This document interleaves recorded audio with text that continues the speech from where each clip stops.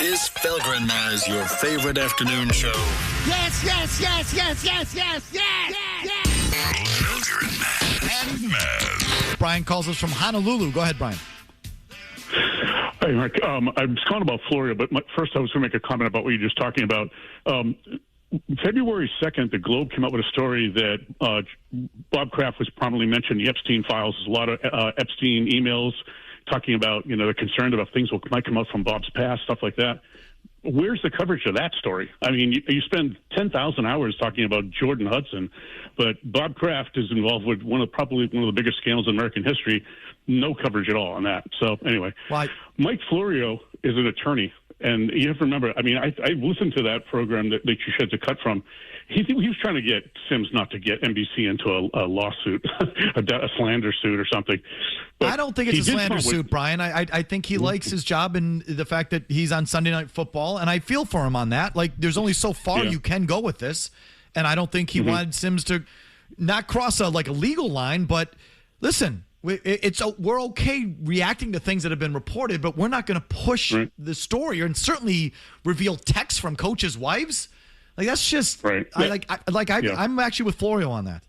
But go ahead. Yeah, he basically was saying he'd like to restrict the discussion to what's in the public domain, like the pictures and stories. Right. I understand that. Yesterday, he came out with a really interesting take, though. He said that Russini resigned in order to stop the investigation by the New York Times, that he feels that maybe there's something that she's concerned could come out that could really be devastating for her. Yes, but the Times said they're still going to conduct their review. That was my initial gut feeling on it, though. With her resigning, this will stop the investigation. Right, well, call off the dogs. Or it was some sort of quid pro quo. But they've already said they're going to continue to investigate, so I guess that's not the case. Like, look, I'll quit now. I'll save face. I'll save the company face. I'm out. Yeah, my guess is they already found it. Absolutely, Mazz. And she knew she was sunk, and so just get out ahead of it. And you know what? Why do they need to keep, quote-unquote, investigating? Like, they really don't. Are there public funds involved here? Do we have to have a congressional hearing? She was playing footsie with the coach in the hot tub. Okay? Like, you got it. Like, what else do you need to stop? Like, if I were the Times, if I were Russini or in her defense on this one, I'd say, all right, she's out.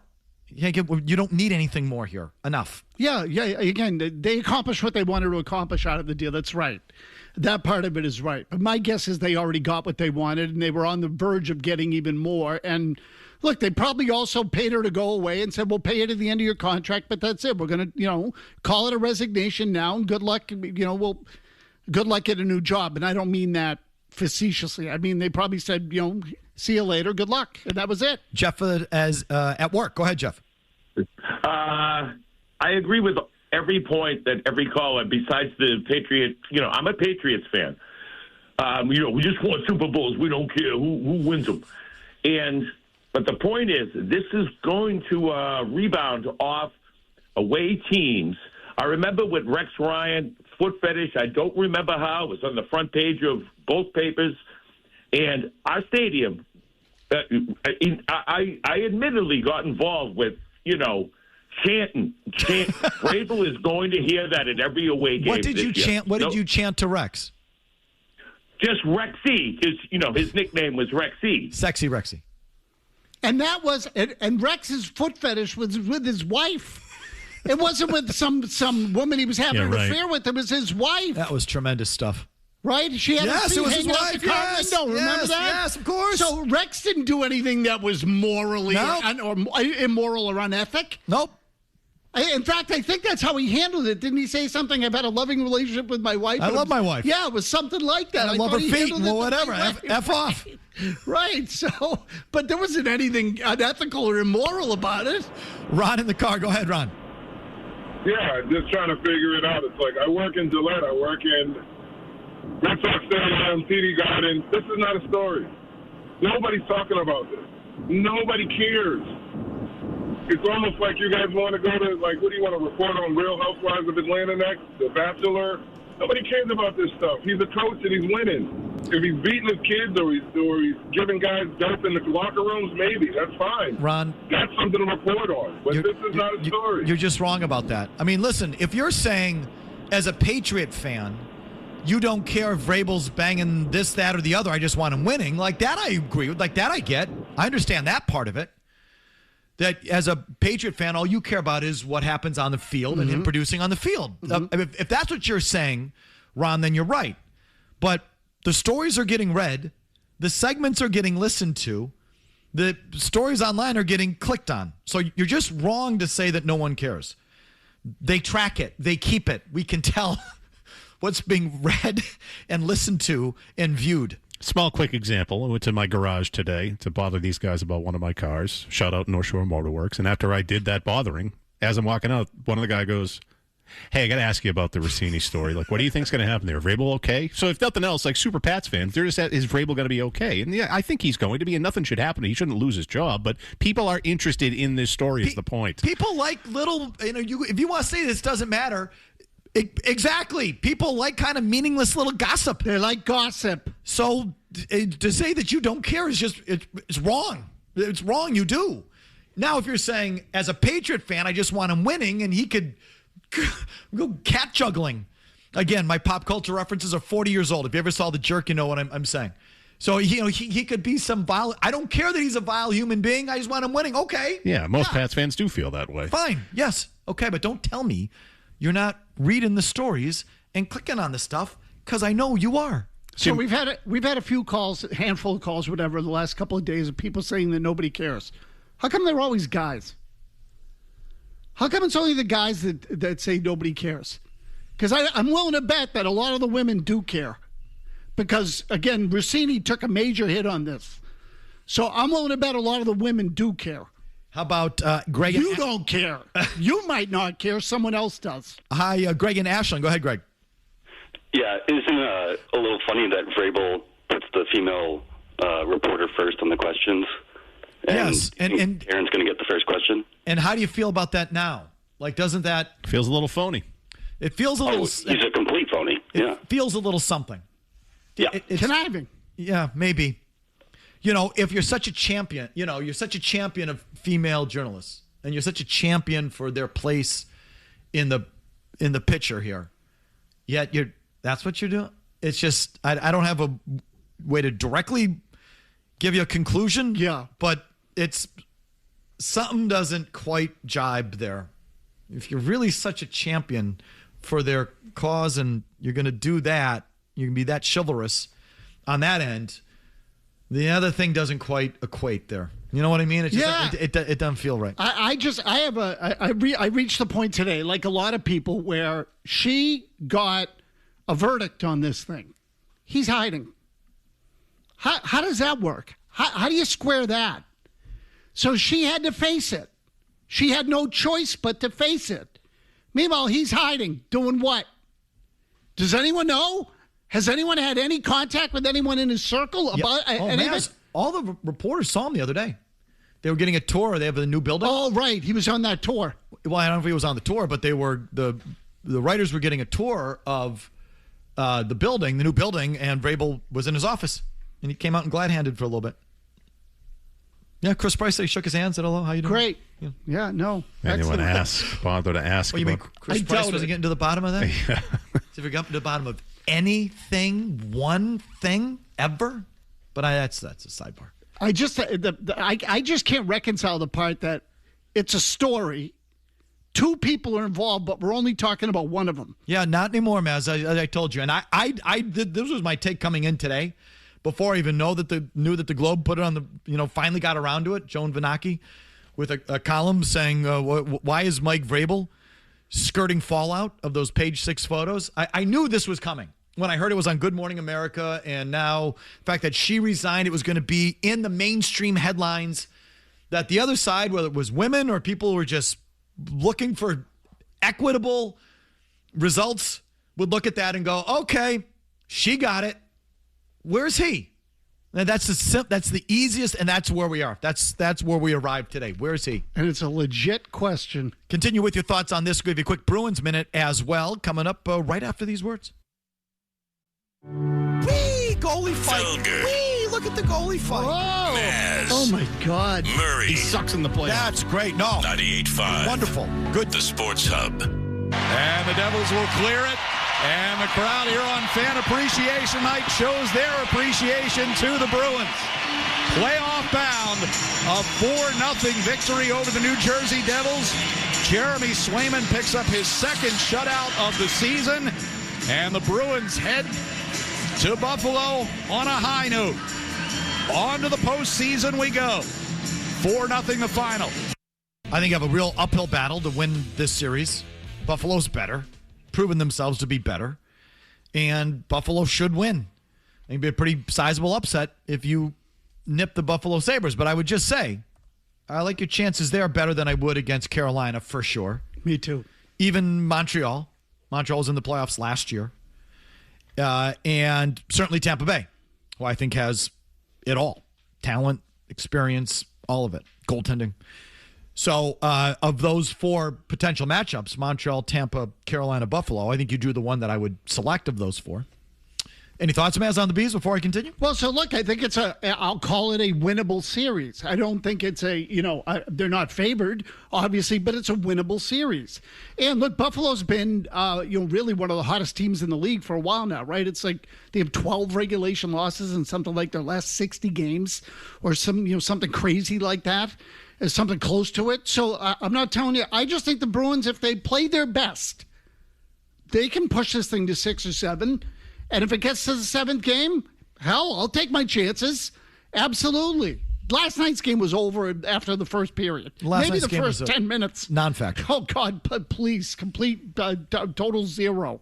0.0. Yeah, I like this matchup more than Carolina. And I have fallen into this trap of saying, well, I like the Bruins in this because of the lack of playoff experience for the Sabres. It's their first time there in 14, 15 years.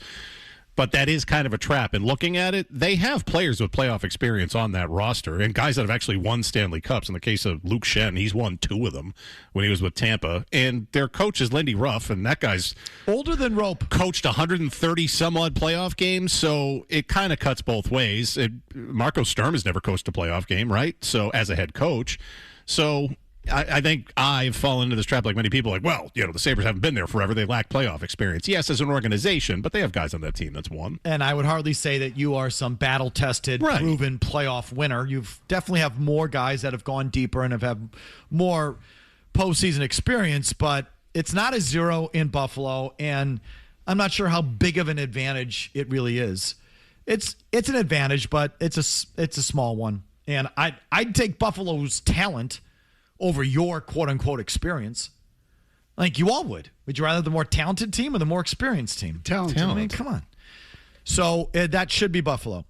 Thoughts on their season? I think it was a pretty decent little season for them. I'm not going to go overboard. I mean, they're the F and 7 seed. So given the fact that they did not totally dismantle their roster. It's not like they went, some fans thought they were doing this complete long rebuild. No. They still kept their franchise goalie, their franchise defenseman, and their franchise, elite scoring winger. It's hard to finish in dead last when you've got those pieces down the spine of your roster. Never mind, you added NHL caliber players, and you have a second tier of NHL caliber players, whether it's guys who I don't love, but like Elias Lindholm and Hampus Lindholm and Pavel Zacha, and there's just too much there for you to totally suck. You should never have totally sucked. So congratulations, you didn't totally suck. Let's not go overboard because I feel there's sort of this undercurrent of look at what they accomplished. No one expected this. Well, really? You never could have expected that they'd be a wild card, that they were the 7th seed? Wow, you never could. Yes, you could have. This is exactly where they should be. I don't think they overachieved. I think they met expectations. I don't think they exceeded them. And I hope that makes sense. They didn't fail. The season was success-ish. I like generally the path that they're on, which is they're rebuilding on the fly while competing. I do not believe in going to the bottom of the league. You know this. And I'm glad they did not go to the bottom of the league, and I'm glad they're in the playoffs, and I'm glad they're trying to get younger and still rebuild the thing. So I think they're threading the needle, as I would want them to do. But let's not, please, don't overinflate what they did. Have I mentioned they're the 7 seed? still isn't a little some of that revisionist history, Mike. There was a stretch there where they start off a little well. I think they won 3 or 4 games, and then they lost for most of October. And you said I'm not talking about the Bruins. They lost 6 in a row. They were That is true. I bailed on them during that stretch. Yeah, 1,000% right. So, and that's when I think a lot of people looking at it said this is going to be garbage this season. When they were 3-6 and they were giving up goals like they were freaking hemorrhaging, and I thought, uh-oh. If you're drawing the line there, you're right. I thought it was hopeless at that point. Before the season, I bet them on the over on their point total. Did. I bet them to get in the playoffs. That was a big hit. Yeah, so that 6-game losing streak, I thought that's what they were going to be this year. I thought it was going to be an ugly year. I bailed at that time. Fair enough. So they exceeded my expectations if we're saying, what did you expect in the first week of November? Fine. They did. So I'm glad they're here. Good. No, me too. They've mostly been fun this year. But I don't ever celebrate anyone for being a 7 seed. I mean, half the league makes the playoffs. So neat. Stick a finger in your cheek. You're at the bottom of that list of teams who will probably get smoked in the first round. So let's just anyway. That being said, I'm all in. I'm excited for the playoffs. I love watching playoff hockey. Me too. I give the Bruins a slight chance in this thing. If they can pull the upset, it'll be a fun watch. And you want to give me playoff hockey? I'm in. And I'll say one more thing that I guess I was wrong about, but I can only tell you what my eyes show me. And that is, I like this James Higgins. I like him. I like his game. Last night, the game was useless, but you know what I did last night? I just focused solely on him. I had the game on my second screen, and I was watching the Red Sox or the Brewers. I can't remember, but every 3 or 4 minutes, I'd go back. I just watched his shifts. I just watched him. After it was maybe 2-0, I can't remember. I just focused on him, and I would go back over to that game, and I would fast forward it till he came back on the ice, and then turn away for the next 3 or 4 minutes, and then get back and find his next shift. And I just watched his shifts, and I stopped somewhere in the third period, so I didn't see the whole third period with him, but I watched every shift that he took in the first two periods. I like his game. I like it. It's surprising me. I never thought the finesse, undersized BC weenie would make as many smart little plays as he makes. I've watched him make more little, subtle, good little hockey plays in 2 games than I watched Tyler Seguin make in like 4 years. Tyler Seguin's just the kind of guy I hate, or at least the way he played here. He's flying all over the place. None of the little things that it takes. Nothing on the forecheck. Nothing along the wall. No little passes. Just all big highlight plays or nothing. I can't stand that. And that's what I think, unfortunately, Jack Hughes is, or what they told me James Hagan. He's a Jack Hughes guy. Do you watch him? Very little. He's a good little forechecker. He owned Dougie Hamilton last night. He had a couple plays. He pestered Dougie Hamilton on one breakout and got all in his kitchen. And then he did like a reverse hit on Doug Hamilton. Already, I saw more from James Higgins than Doug Hamilton showed me in 5 years, and they matched up for the first time, and Doug Hamilton looked like a freaking bitch next to this rookie from BC. I think I know this clear what you're talking about. It was 4-0 at the time, and they're trying to. He's in his end. He's just like a bee. Like he wouldn't leave him alone. He was just all over him. Would you play him in the playoffs? Yes. Yeah. Yes, I would play him in the playoffs. And what I like is that it's not. What I thought you'd get out of him was second power play. Okay, he picks a corner all alone on a second power play, and it's like, whee! Oh, look at James Hagan! Oh, look at James Higgins! All because he has all the room in the world on the power play, and he just picks a corner like he's at practice, and that doesn't really show you anything, and that's what I thought we were going to get. In fact, we've got none of those highlights. None. There's no highlights with him. You have to actually watch the game, and you actually have to watch the shift. See, that's a good sign. And watch him up and down the ice to appreciate it. There's no clip on your TikTok, kid. No, he's not a TikTok player. Because he's had no highlights. His one assist, he just kicked the puck along the kick plate in the corner. Nothing to see there. He hasn't had any power play time because they've had no power plays in his 2 games. Is that right? They haven't even had a power play. So he hasn't had any power play time. He's done nothing that would give you a highlight. So you freaking little kids on your TikTok haven't seen anything. You actually have to watch the game. Just try that once and watch someone up and down the ice, not just on your feed. And if you watch him up and down the ice, I like it. I like what I see from him. And I didn't think I'd see it. And again, folks, that's my curse. You know I would love to dump on the little kid from BC, but it's the burden of fairness. The burden of truth weighs on this guy heavily. I don't know how you get up in the morning. It is a struggle. But once again, I give it to you. And must have to use a crane to get you out of bed.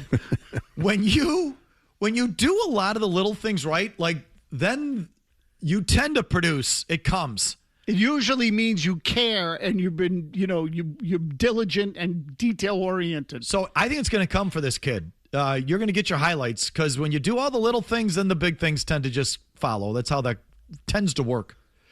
I'm even annoyed. He's been playing with Hustadinov. He's been here 2 years, and I recently forgotten how to pronounce his name. Kevin, am I the only guy that thinks Hustadinov ignores him? I almost think he's getting frozen out by Hustadinov and Minton a little bit less, but I've seen a couple rushes up the ice where I'm like, give him the puck. And Hustadinov won't give it to him. Do you notice this? I noticed it last night in the third. There was a chance he could have given it to him, and he didn't. I don't know if he's just ignoring him. I don't know. Is he just not making the right play? You talk about Hagen's making the right play. Is Hustadinov not making the right plays? I've just kind of noticed this now because I'm like, give him the kid deserves a puck here. He's worked up and down the ice to put himself in the position. You've gotten the possession partly because of him. Probably freezing him out. And I sit there and go, is Hustadinov freezing the kid out? Worried about losing his job. Like, who are you? I said Hustadinov and keep playing this kid. So, so you're having fun with it. I like little. I think he's got some hockey IQ.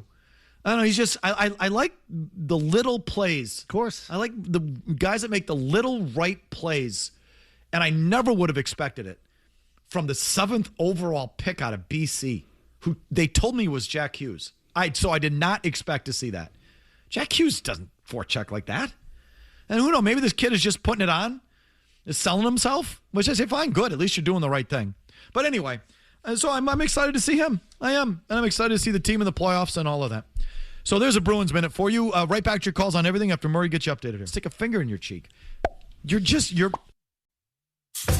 Sean and Lawrence. Go, Sean. You keep saying, I didn't actually watch the game, whether it's Patriots, Celtics, Bruins, whatever. Isn't your job as a talk show host to actually watch sports? So I would say my job is to get you to listen. That is the job. Mission accomplished. Take this job and shove. Felger and Mazz, 98.5, the Sports Hub. It was interesting with this team because we played them early on. I think it was the third game or something. And we're still the same Buffalo Sabres, right? Very talented. Could have gone either way. They gambled a lot, and for not for a long time. I don't know how long. It kind of looked that way. It's going to be the same season again, and all of a sudden, they figured it out. And now, I think now they're for real.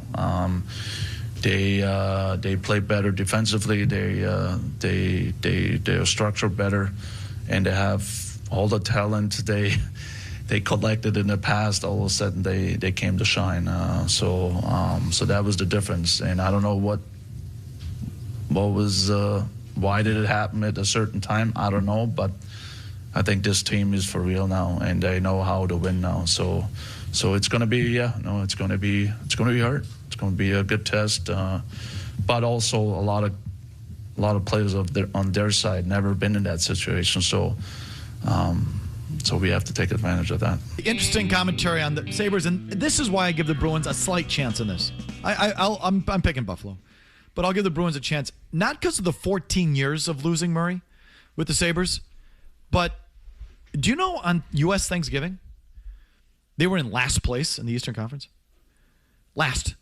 On November 27th, the day after U.S. Thanksgiving, which, that stat kind of got thrown out of the water this year. There are 3 teams in the East alone that were below the line on Thanksgiving that are in the playoffs.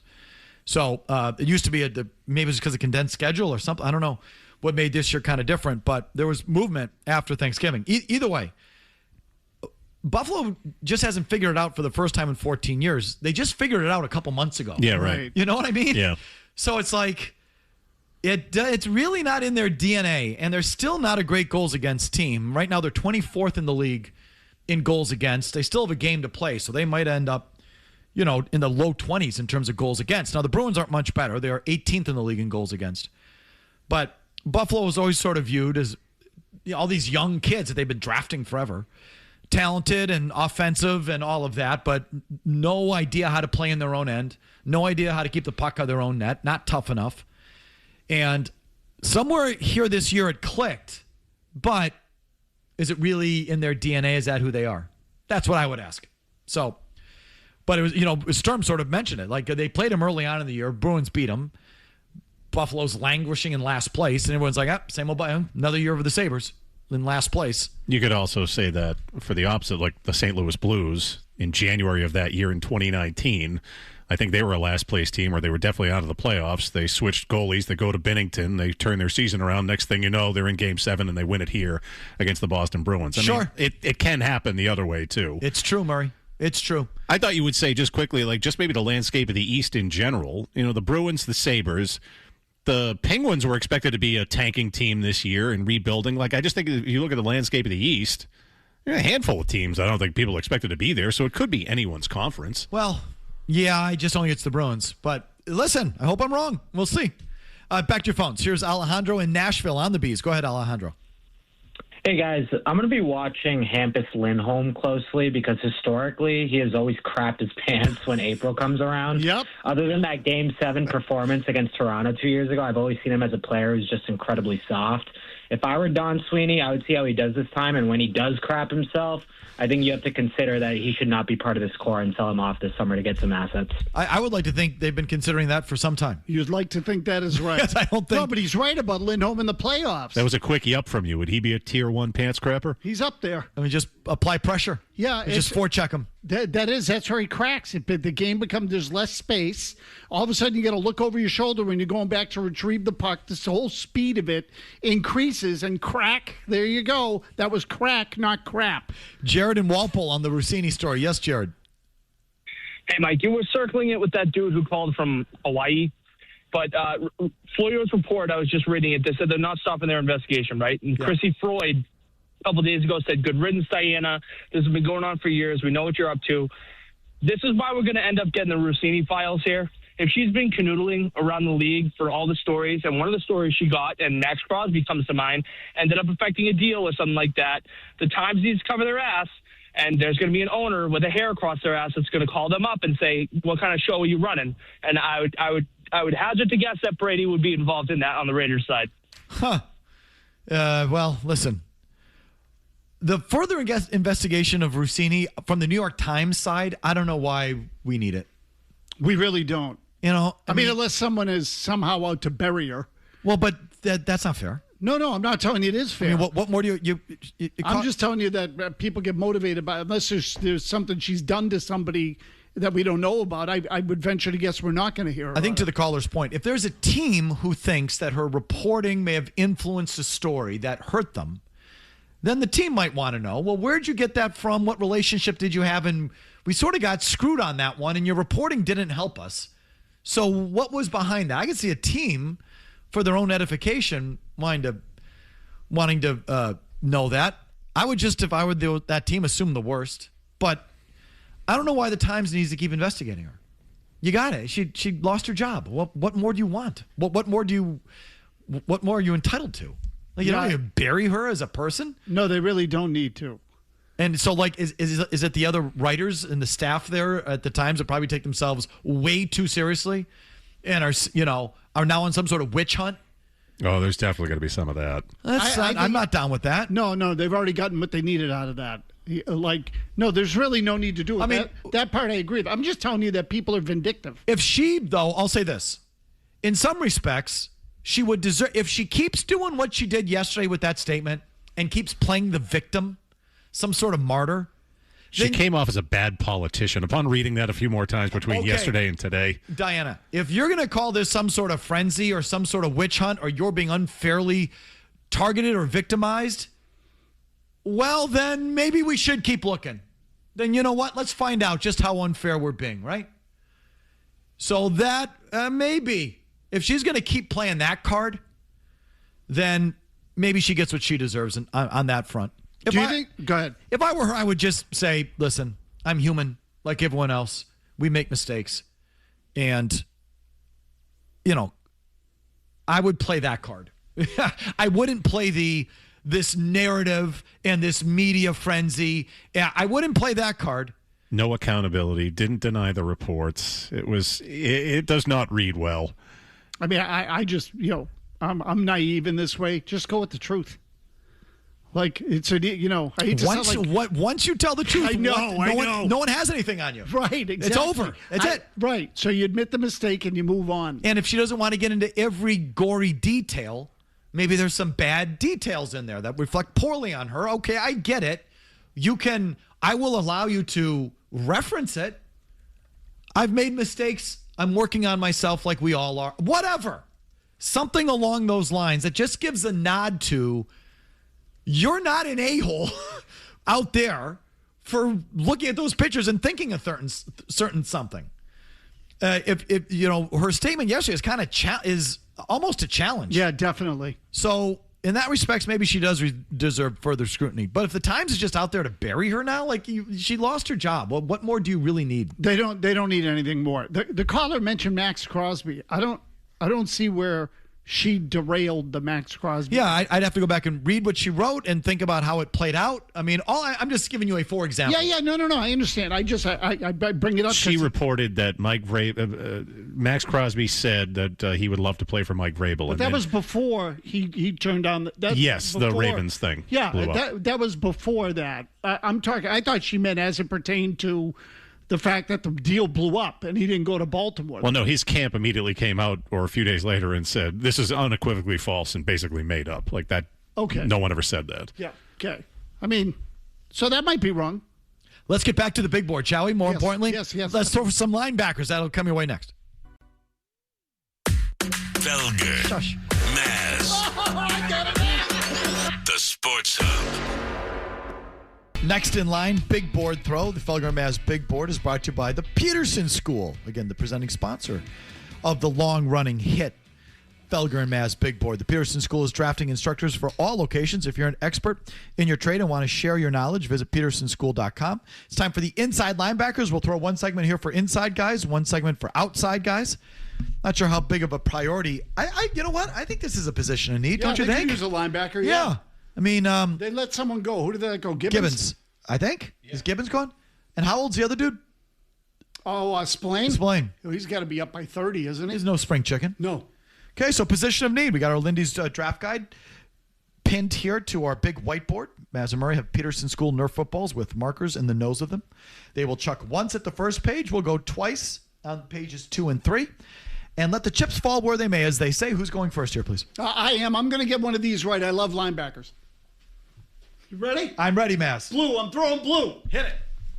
Oh my God, he missed the board. That one came out of the hand. Completely missed the board. You got to throw again. That you have to throw again. That was an accident. That one has to be a redo because we at least have to hit the board. That was there has to be some kind of contact. That was embarrassing, dude. You can see the mark on the wall. Oh my God. You can actually see them. He did. God, Mazz. That's an early release.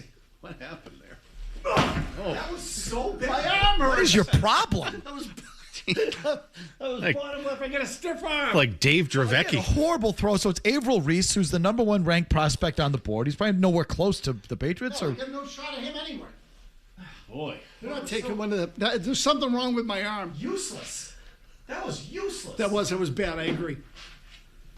My God, Mazz. This is 2 worst throws I've ever had. What's gotten into you? Age. Nice, Murray's got it. Murray's throwing better than you this year. Oh, he has no question. That was a bullet. I don't know where that hit. I think kind of the middle of the page. That was dead It's like middle of the page. Dead center. I used a black Left marker. Side, I think. Okay. Jacob Rodriguez, Texas Tech. Mazz. Okay, I'm trying. Color him on it. Get your head out of your ass. All right, here we go. Hold on. I got to pull the cap off. Jeez. Not even prepared. What's the matter with you? It's really not that great. High left. I don't know what's wrong. That would be I get the Roman Anthony disease. Harold Perkins. If they say Harold Fenifessy, it would have been perfect. Stand by. I got it. Jesus, man. I know it's bad. Okay. The first one was Averill Reese, Ohio State. He is projected in the first round. Overview. Not the typical immediate stud. Not the typical immediate stud. In a starting role, Ohio State is accustomed to turning out. Reese turned the corner as a junior. I see. He didn't just immediately burst onto the scene. It took some time. He turned the corner as a junior when he began to see more work as a pass rusher. Strengths. Brings the TNT. It's dynamite. Brings the TNT as a run defender. This guy can play the run. He's good tackler. Some teams view him as a 4-3 middle linebacker. At that position, he's all force and impact, working downhill to seal lanes and eliminate cutbacks. Showed potential as a reliable edge setter in the 3-4. Elite level strength for an outside linebacker and a raw toughness that will help him stay stout in lanes.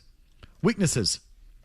Fast and will shock with straight line speed, but downshifts where lateral agility is required. Inexperience shows against constant shifts and pre-snap movement. Sideline to sideline testing will reveal some difficulty changing direction. Yeah, so just say that. He sucks sideline to sideline. His pro comp, one of Mazz's favorites. Can I say Roquan Smith? Barkevius Mingo. Oh. Put him on the board. Will he be available to the Patriots at 31, Barthy? He's been the most common projection for the Jets at 2, so I'm going to say no. He's supposed to go second overall? Oh, yeah. He's going to be way up in the draft. Yeah, this guy's good. Mazz. Why don't you tell me that before I started reading? I should have asked. Well, we throw in page one. What happened to the integrity of the board? Now you want to chuck it out the window? Well, your throw sucked. It was horrible. That has nothing to do with who the player is. Jacob Rodriguez, 6 feet, 225 out of Texas Tech, projected in the 4th to 5th round. Perfect. Strengths. Rodriguez impacted his team in all kinds of ways. A year ago, he finished with 5 sacks, while this year he had 7 forced fumbles and 4 interceptions. Rarely fooled by eye candy. In the stands. I was going to say. He stays disciplined to his keys. Oh, that's big. Former experience as a quarterback. Won't be peeking into the backfield. Quarterback to linebacker? He shows up as a leader, shifting the defense and calling out assignments. How big is he again? Say it again. 6 feet, 225. 225 is light. Weakness. This is great. Very short with stubby arms. Oh, great. Look at this. We're showing some footage of him. He's small. That's not him. Yeah. No, that's not him. Yes, it is. That's the guy? Oh, No. that's him. Is that him playing quarterback or linebacker? Linebacker. Look how small he is. Number 10? They say 6 feet? No way. No way. He's 5'10", 5'9". That does not look like an NFL linebacker. Kind of a nut, though. I like this. Smashing helmets, getting all amped up. He looks a little like Peyton Tolley. He looks like mustache. Yes, a good one, Mazz. Peyton Tolley. I was going to say he looks like Wes Welker in his Texas Tech uniform. Yeah, that's an odd-looking cat right there, man. So he's very short with stubby arms. You never want stubby in your write-up. And a filled-out frame. Rodriguez's lack of size is going to follow him at the next level. No, you don't Told say. you, he's little. He can't generate separation at the point of attack due to his arm length, typically being engulfed. You don't want to be engulfed as a linebacker. Nothing you want in your write-up there as a linebacker. You never want to be engulfed. Is he related to Malcolm Rodriguez of Detroit, the other linebacker? I'd have to go to the Dame Bugler thing. Go ahead, Barthy. Murray's throw sucked. What? I hit the middle of the magazine. You can't talk any kind of crap about throws right You now. missed the entire whiteboard, which is really hard to do. My physical throw sucked. And then you chucked it low and not even barely hit the board and gave us a guy who's going to go 2 overall, which had no chance. I think I overthrew. Barthy, this Jacob Rodriguez guy. Go ahead. I really like him. He measured in at 6'1", my God. 231 at the combine. He's a playmaker. He gets to the football. He creates turnovers, but he's not reckless. He doesn't get caught out of position. You see the quarterback background. He's probably going to be a top 40 pick. Like really? Yeah, all the projections are high on him. He was really good late in big games in the college football playoff. He looks like Hags. What do you mean he's going to go in the top 40? How do you have that? How do you look like that and go in the top 40? It's the ball hawk thing, right? Right, it's the modern linebacker. He's a playmaker. He's not a downhill gap filler. 7 forced fumbles, I think you said in that write-up? Hags is taller. Currently, He's got longer arms. 44 on the consensus board. Barth, is he related to Malcolm Rodriguez? You know what I'm talking about? Not that I know of. Because he was another small, undersized linebacker that's kind of a nut on the Lions. Well, put him on the board. You guys aren't impressed with that guy. No. I mean, look at him. That clip, the video was showing was jarring. Very small.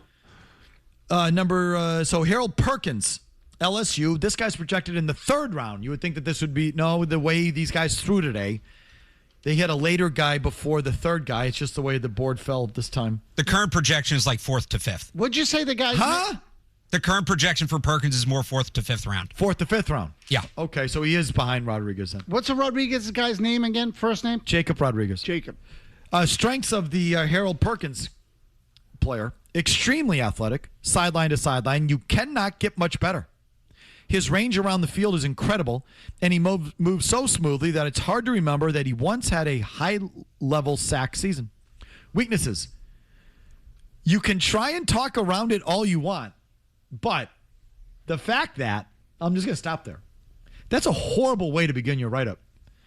You can talk around it all you want, but the fact of the matter is that Perkins is just too underweight for a linebacker. Oh, great. He already has some trouble laying down hits at the college level and can get trucked through. Oh, God. You don't ever want to have anyone say that about you as a linebacker. 6'1", 222. Is this one of these hybrid safety guys then? Probably. Barth? He's more of like a hybrid linebacker edge rusher. He was supposed to be a top 20 pick, and then 2 years ago he tore his ACL, came back last year, and he still has the speed, but he's not as explosive. So it's kind of just teams betting on, will he look more explosive another year removed from that injury? He's a flyer. I can't believe that Rodriguez fella.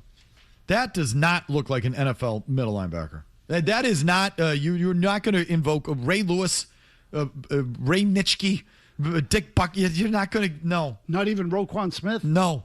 I don't see any comp other than Peyton Tolley with the mustache or Hags. Peyton Tolley might be bigger. All right, anyway, put these guys on the board. We'll throw for outside linebackers later. We'll come back with your calls after Murray gets you updated. 90 seconds, no commercials.